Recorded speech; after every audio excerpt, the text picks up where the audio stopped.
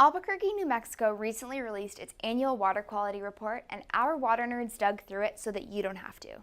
In this video, we'll go over the big takeaways from the report. Make sure to comment below to suggest which city our water nerds should tackle next. Let's start with arsenic.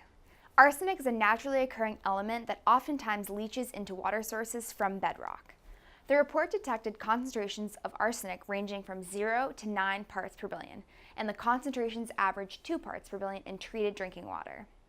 According to the EPA, Albuquerque is in compliance because the federal maximum contaminant level is 10 parts per billion. However, from a toxicological perspective, people with arsenic levels over 1 part per billion should take appropriate steps to remove arsenic from their drinking water. Next is lead. Lead enters tap water through old lead service pipes and lead-containing plumbing.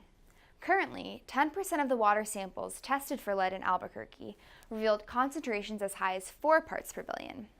The city did not disclose the number of samples collected, and therefore these data are not representative of the actual scope of the lead problem in Albuquerque.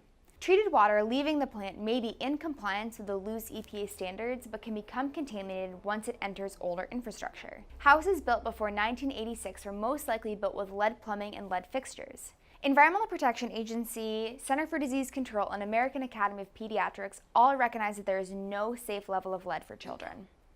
Next is Disinfection By Products, or DBPs.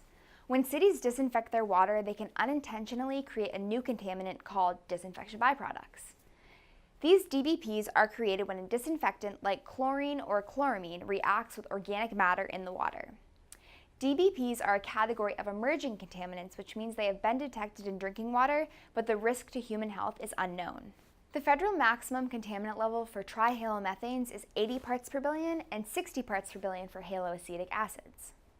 Albuquerque's report shows that trihalomethane levels ranged from 1 to 56 parts per billion and averaged 42 parts per billion.